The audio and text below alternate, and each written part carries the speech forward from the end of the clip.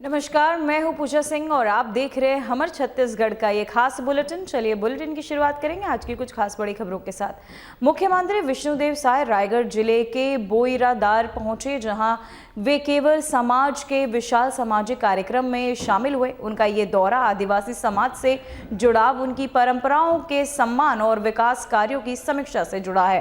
कार्यक्रम में वे सामाजिक प्रतिनिधियों से मुलाकात कर कंवर समाज से जुड़े मुद्दों पर चर्चा की गई। वहीं मुख्यमंत्री के आगमन को लेकर स्थानीय समुदाय में उत्साह है। पिता तुल्य सज्जन वृंद, मातृशक्ति माताएं बहनें, युवा साथियों, भाइयों और बहनों, हमारे जिले के कलेक्टर, एसपी, सभी अधिकारीगण और मीडिया के साथियों, मैं आप सभी का बहुत आभारी हूं, समाज का आभारी हूं, जिन्होंने बड़ी आत्मीयता के साथ हम लोगों का स्वागत किया है। गजमाला के द्वारा और एल्सा रोटी 2 क्विंटल बता रहे थे और घर घर से बना के एल्सा रोटी वो भी लाए हैं। तो इस तरह से बहुत आत्मीयता के साथ आप लोगों ने स्वागत किया है। हम बहुत आभारी हैं समाज के, और आप सब लोगों का भी अपने तरफ से मैं हृदय से अभिनंदन करता हूं, स्वागत करता हूं। मुझे आने में थोड़ी देरी हुई है, हेलीकॉप्टर में खराबी आ गई, तो एक हमारा दूसरा हेलीकॉप्टर जगदलपुर में खड़ा रहता है और वहां से मंगाए तब फिर आए हैं, इसलिए देरी हुई है।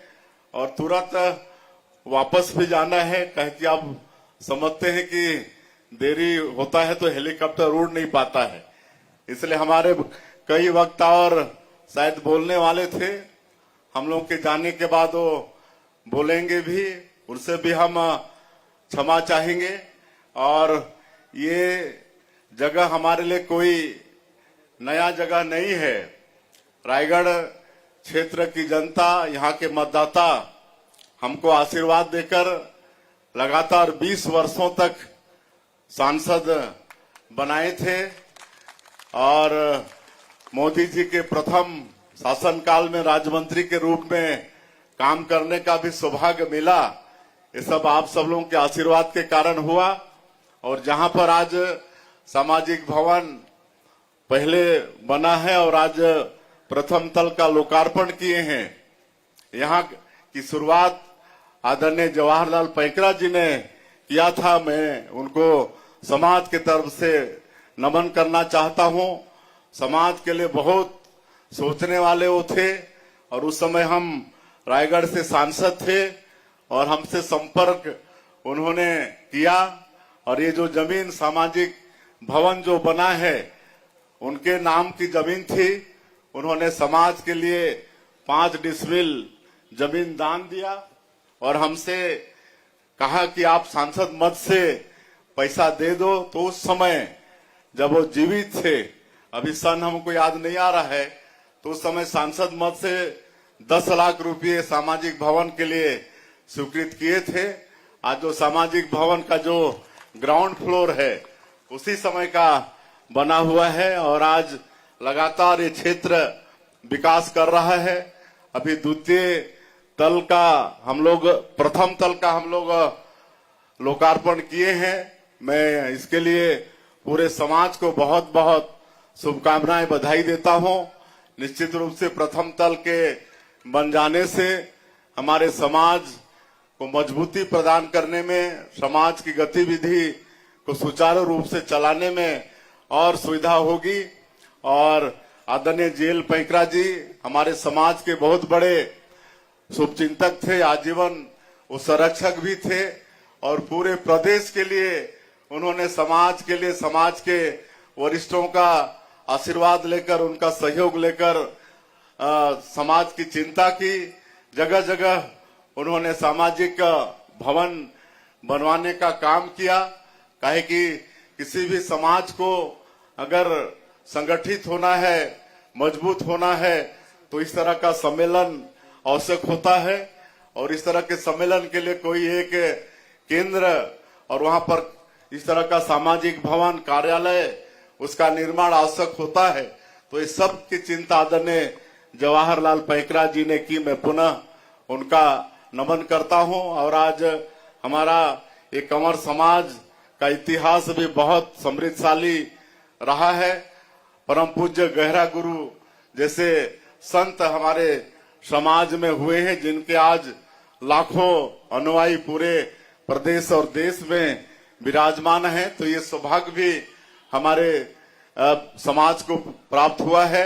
और जैसा आदरणीय साई जी ने कहा कि किसी भी समाज को आगे बढ़ना है, किसी भी समाज को विकास करना है, तो शिक्षा बहुत जरूरी है।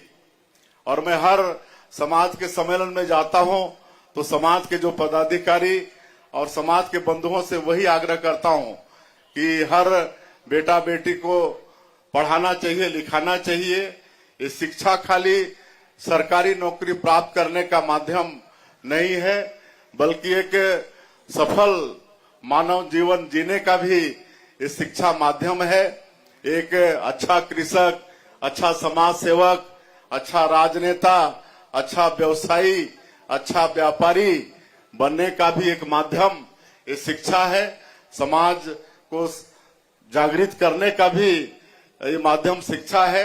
इसलिए आज मैं पुनः समाज के हमारे वरिष्ठों से और जितने भी दूर दराज से आए हैं सभी से आग्रह करना चाहूंगा कि आज शिक्षा के लिए तमाम व्यवस्थाएं सरकार की तरफ से हैं।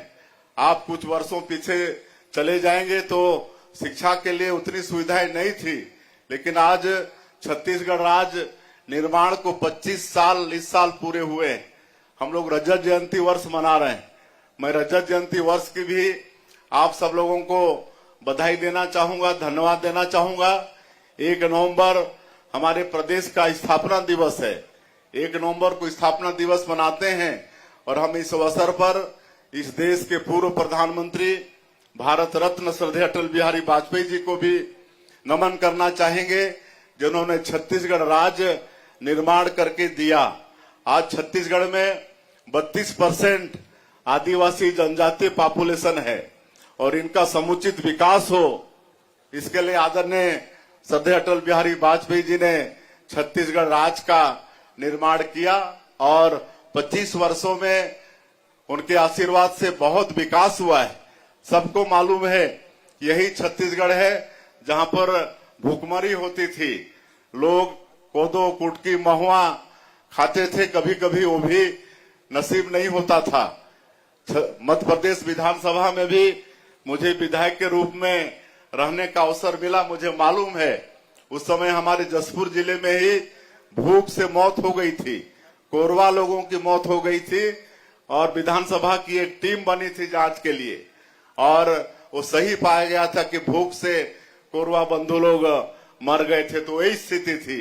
लेकिन छत्तीसगढ़ राज्य निर्माण के बाद आज ऐसी सुंदर पीडीएस प्रणाली हमारे छत्तीसगढ़ में 15 साल जब हमारी सरकार रही, डॉक्टर रमन सिंह जी मुख्यमंत्री रहे, तो उन्होंने ये मतलब एक खाद्य सुरक्षा गारंटी नियम लाए। आज 1 रुपया किलो में और अभी तो मुफ्त में चावल जब से कोरोना हुआ है तब से दे रहे हैं। तो ये भूख भगाने का काम भी ये 25 वर्षों में हुआ है। और सड़क, बिजली, पानी, सारा विकास श्रद्धेय अटल बिहारी वाजपेयी जी को एक बात के लिए और नमन करना चाहेंगे कि उन्होंने इस देश को प्रधानमंत्री ग्राम सड़क योजना दिया, जिसके कारण से गांव गांव डामर रोड से जुड़े। नहीं तो हमारे दादा दादी लोग बोलते थे पहले डामर रोड देखने के लिए लोग बासी पकड़ के जाते थे कि डामर रोड कैसा होता है। डामर रोड देखते नहीं थे, लेकिन ये अटल जी का धन्यवाद कि आज प्रधानमंत्री ग्राम सड़क योजना के माध्यम से आज गांव गांव डामर रोड से जुड़ गया। और अगर कोई गांव, कोई क्षेत्र आवागमन से अगर जुड़ गया तो वहां विकास की सारा कड़ी वहां खुल जाता है, सारा रास्ता खुल जाता है। काहे कि सड़क बनने से वहां पर बिजली खंभा भी पहुंचता है, वहां पर हैंडपंप करने वाला गाड़ी भी पहुंचता है, अधिकारी कर्मचारी भी पहुंचते हैं। तो इस तरह से विकास का प्रथम कड़ी आवागमन होता है और वो भी सुविधा देने का काम श्रद्धेय अटल बिहारी वाजपेयी जी ने किया। और हमको मालूम है, हम जब बचपन में थे तो हम 5वीं परीक्षा लिखने गांव के स्कूल से 6-7 किलोमीटर दूर गए थे। उस समय ये था कि अपने गांव में 5वीं बोर्ड परीक्षा का केंद्र भी नहीं था। लेकिन आज देखिए, आज हर गांव में प्राइमरी स्कूल, हर 2-3 किलोमीटर में मिडिल स्कूल, 5-6 किलोमीटर में high school, higher secondary school, हर विकास खंड में कॉलेज और जितनी भी शिक्षण संस्थाएं हो सकती है आज छत्तीसगढ़ के अंदर में ये 25 वर्षों में खुले हैं। चाहे वो IIT हो, IIM हो, IIIT हो, नीट हो, एम्स जैसी संस्था, लॉ का यूनिवर्सिटी सारा कुछ 25 वर्षों में छत्तीसगढ़ के अंदर में स्थापित हुआ है। स्वास्थ्य का कोई साधन नहीं था। जब छत्तीसगढ़ राज्य का निर्माण हुआ, एक मेडिकल कॉलेज होता था छत्तीसगढ़ के अंदर में। आज 15 मेडिकल कॉलेज हो गया है। 14-15 मेडिकल कॉलेज आज छत्तीसगढ़ के अंदर में हो गया है। यहाँ हमारा रायगढ़ में भी मेडिकल कॉलेज हो गया है। हमारा जसपुर में भी मेडिकल कॉलेज की स्वीकृति हो गई है। हर जिले में हम प्रयास कर रहे हैं कि मेडिकल कॉलेज हो जाए। तो ये 25 वर्षों में हम लोगों ने विकास किया है। तो आज मैं विकास गिनाने नहीं आया हूं, लेकिन 25 वर्षों में छत्तीसगढ़ का बहुत विकास हुआ है। और कहीं न कहीं इस देश की आजादी में भी हमारे जनजातीय समाज का बहुत बड़ा योगदान है। लेकिन देश के इतिहास के पन्नों में उनको जगह नहीं मिला था। और इसके लिए हम श्रद्धेय वर्तमान के हमारे प्रधानमंत्री श्री नरेंद्र मोदी जी, उनको धन्यवाद देना चाहेंगे, जो आज सर्वाधिक लोकप्रिय नेता हैं पूरे दुनिया में, जिन्होंने जनजातीय समाज की विशेष चिंता की है और जनजातीय समाज को आगे लाने के लिए। वैसे तो अटल बिहारी वाजपेयी जी जब थे प्रधानमंत्री, तो उन्होंने पहली बार भारत सरकार में आदिम जाति कल्याण मंत्रालय का गठन किया। उसके पहले मंत्रालय नहीं था, खाली वोट बैंक के रूप में हम लोग इस्तेमाल होते थे। लेकिन अटल बिहारी वाजपेयी जी प्रधानमंत्री बने तो पहली बार आदिम जाति कल्याण मंत्रालय का, और आज हमारा आदिवासी भाई, उस समय भी जब पहली बार मंत्रालय बना तब भी जुएल उरांव जी केंद्रीय मंत्री थे आदिम जाति कल्याण विभाग के, और आज भी वही। और आज हमारी छत्तीसगढ़ सरकार के बजट के बराबर आज अकेला ट्रैवल विभाग का बजट है। और पूरे जो 12 करोड़ से ज्यादा जनजातीय लोग, आदिवासी लोग हमारे देश के विभिन्न प्रदेशों में हैं, उनका विकास हो रहा है। आज हमारे श्रद्धेय नरेंद्र मोदी जी सरकार की जो योजनाओं का लाभ तो मिल ही रहा है, प्रधानमंत्री आवास का लाभ भी मिल रहा है, हम लोग किसानों का धान खरीद रहे हैं उसका भी लाभ मिल रहा है, तेंदुपत्ता का दाम बढ़ाए 5500 प्रति मानक बोरा, चरण पादुका योजना, उस सबका लाभ तो मिल रहा है। लेकिन किसी भी तरह से जनजातीय क्षेत्र में संसाधन की कमी नहीं हो, इसलिए जो भगवान बिरसा मुंडा, जो मात्र 25 साल जी हमारे जनजातीय समाज के थे, उन्होंने स्वतंत्रता संग्राम में भाग ली और शहीद हो गए। उनको इतिहास के पन्नों में जगह नहीं था। आज उनके गांव में स्वयं प्रधानमंत्री जी गए और उनके जन्मदिन 15 नवंबर को आज जनजातीय गौरव दिवस के रूप में उन्होंने स्थापित किया। हम लोग छत्तीसगढ़ में भी हर जिला में पिछले 2 साल से मनाते हैं। और इस साल भी महामहिम राष्ट्रपति महोदया, जो हम लोग के लिए गौरव की बात है जनजातीय समाज के लिए, कि हमारे समाज की बहन द्रौपदी मुर्मू आज इस देश के सर्वोच्च पद पर राष्ट्रपति के रूप में विराजमान है। इससे और सौभाग्य की बात क्या हो सकती है। तो धरती आबा ग्राम उत्कर्ष योजना 15 नवंबर को जो हम लोग जनजातीय गौरव दिवस मनाते हैं, उनके नाम से माननीय प्रधानमंत्री जी ने धरती आबा ग्राम उत्कर्ष योजना की शुरुआत की है। 80,000 करोड़ का बजट, 80,000 करोड़ का, और हमारे छत्तीसगढ़ का 6,691 गांव, 6,691 गांव उसमें शामिल है। वहां हर क्षेत्र के विकास के लिए इससे पैसा मिलने वाला है। और जो कोरवा, बिरहोर, बैगा, कमार, अबुझमाड़िया, ऐसे जो विशेष पिछड़ी जनजाति के लोग, जिनको राष्ट्रपति के दत्तक पुत्र कहते हैं, पीबीटीजी जो कहलाते हैं, उनका भी विकास हो, इसके लिए पीएम जनमन योजना, इसकी शुरुआत प्रधानमंत्री जी ने किया है। और उसके तहत 32,000 अलग से उनके लिए प्रधानमंत्री आवास, और उसमें 2 लाख रुपया एक आवास का। और अगर देश में पीएम जनमन में 5,000 किलोमीटर रोड बन रहा है तो 2,500 किलोमीटर रोड हमारे छत्तीसगढ़ में बन रहा है। तो वहीं बस्तर संभाग में धान खरीदी समितियों में खरीदी प्रभारियों द्वारा किसानों से 1 से 1.5 किलो अधिक धान लेने के मामले लगातार सामने आ रहे हैं। जगदलपुर सहकारी समिति ब्रांच ने अधीन मुरमा धान खरीदी केंद्र में किसान टोकन के अनुसार धान बेचने पहुंचे थे, जहां प्रत्येक बोरी में खरीदी प्रभारी ने 1 किलो से अधिक धान लेने की शिकायत किसानों ने की है। वहीं किसानों ने मामले की जानकारी एसडीएम जगदलपुर को दी। एसडीएम ने मामले को संज्ञान में लेकर सहकारी बैंक के अधिकारियों और आपको बताते चले फॉरवर्ड भी किया है और साथ ही जांच कर आगे की कार्यवाही करने के निर्देश भी दिए हैं।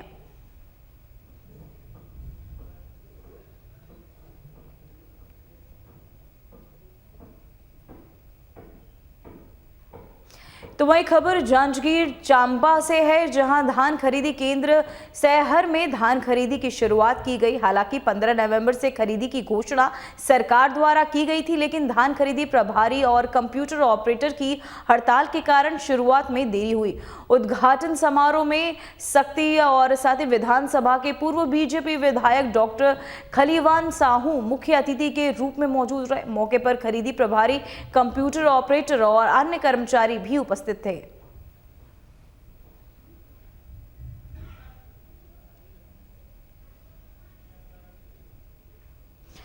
तो वही खबर मरवाही से है, जहां वन मंडल के जंगल अवैध कटाई के गंभीर संकट का सामना कर रहे हैं। स्थानीय ग्रामीणों का कहना है कि कई मूल्यवान वृक्ष रात के अंधेरे में काटे जा रहे हैं, लेकिन वन विभाग की ओर से कोई कार्यवाही नहीं हो रही है। वहीं अवैध कटाई से वन्य जीवों का आवास खतरे में है और पर्यावरण पर नकारात्मक असर दिख रहा है। ग्रामीणों ने प्रशासन से तुरंत सख्त कदम उठाने की मांग की है।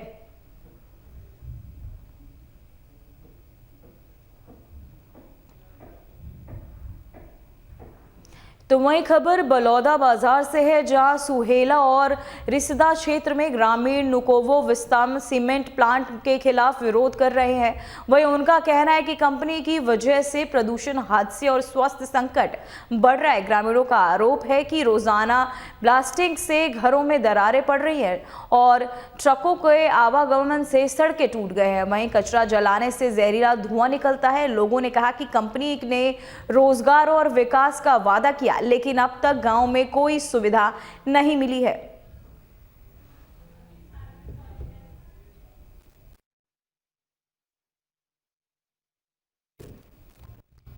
तो वही खबर सारंगगढ़ से है, जहां सरविसा नगर पंचायत में नागरिकों और सामाजिक संगठनों तहसीलदार को ज्ञापन सौंपते हुए नगर में शासकीय महाविद्यालय स्थापना की मांग की।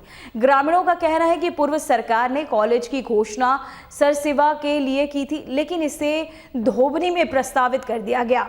तो वह स्थानीय लोगों ने चेतावनी दी है कि मांग पूरी नहीं होने पर 8 दिसंबर को उग्र आंदोलन किया जाएगा।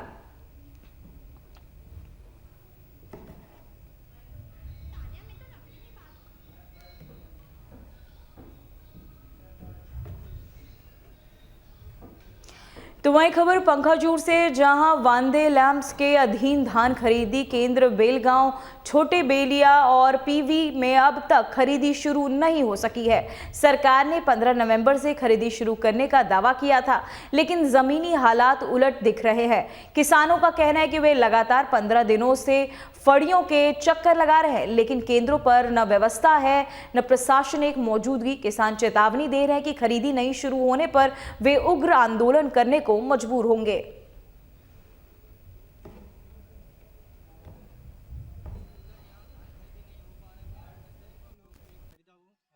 मतलब टोकन काटा हूँ, उसका अभी तक कोई खरीदी का कोई नामो निशान नहीं, कोई फाड़ मुंशी भी नहीं आ रहा है, कोई कुछ नहीं आ रहा है। ये तो कम से कम 15 दिन से। देखिए सर, यहाँ 15 नवंबर से यहाँ आदमी लोग आ रहे हैं। हर रोज 50-100 आदमी आके कब मेरा धान बेचूंगा, कब, अभी तक मक्का नहीं लगा पाए कोई धान बेचने के चक्कर में। ऐसे तो इस साल धान पूरा खराब ही हो गया है। उसके अलावा अब जितना भी हुआ है उसको बेच के किसान लोग मक्का लगाएंगे, लेकिन ना शासन ध्यान दे रहा है धान खरीदने के लिए, ना कोई प्रशासन यहाँ पर ध्यान दे रहा है। सुबह से आके बैठा हूँ यहाँ टोकन कटवाने के लिए, और टोकन भी काटा है ऑनलाइन, उसको भी खरीद नहीं रहा है। तो क्या करें अब ऐसी स्थिति में किसान लोग। तो वहीं बस्तर क्षेत्र इन दिनों कड़ाके की ठंड और घने कोहरे की चपेट में। सुबह से 9 बजे के बाद से तापमान कम रहने और कोहरे के कारण लोग आग के पास इकट्ठा होकर खुद को गर्म रख रहे हैं। वहीं स्थानीय लोगों का कहना है कि ये स्थिति सर्दियों के मौसम में आम है, लेकिन इस बार कोहरा और ठंड एक साथ पड़ने से हालात और भी कठिन हो गए हैं। लोग सुबह से ही आग के पास समय बिताकर अपने शरीर को गर्म कर रहे हैं और दिन भर इसी तरह ठंड से बचने के उपाय कर रहे हैं।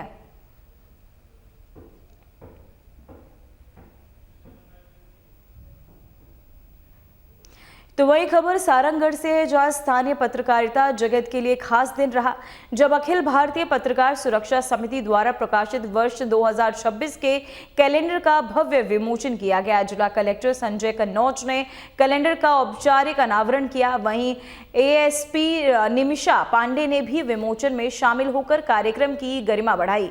कार्यक्रम के दौरान पत्रकारों की बड़ी संख्या में उपस्थिति रही और पूरा माहौल तालियों, उत्साह और गर्व की भावना से गूंजता रहा। आयोजन को पत्रकारों की एकता, शक्ति और मिशन को समर्पित बताया गया। वहीं इस कैलेंडर में 11 जनवरी को आयोजित होने वाले प्रदेश स्तरीय पत्रकार कार्यशाला और रात्रिकालीन कवि सम्मेलन की घोषणा भी शामिल है, जिसे पत्रकार संगठन की मजबूती और प्रभाव का प्रतीक माना जा रहा है।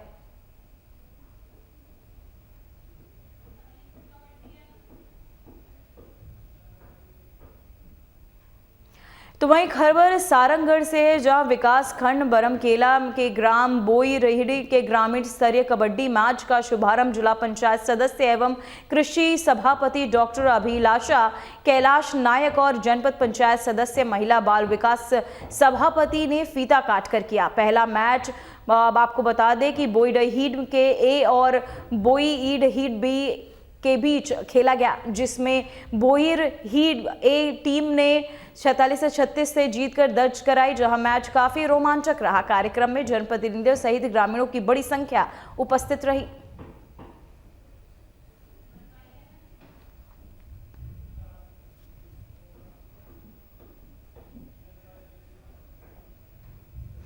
तो वही खबर कोरबा से है, जहां कनकी गांव के पास कटबीतला में झुंड में बिछड़ा एक नर हाथी पहुंच गया और मलबापात करते हुए हड़कंप मच गया। तो वहीं आपको बताते चले, हाथी के आतंक से ग्रामीणों में डर का माहौल बन गया है। इस दौरान कटबीताबल निवासी गुन्ना राजवाड़ा हाथी के हमले में घायल हो गए। उन्हें तुरंत मेडिकल कॉलेज भेजकर उपचार प्रारंभ कर दिया गया। फिलहाल खबरों में इतना ही। मुझे दीजिए इजाजत। नमस्कार।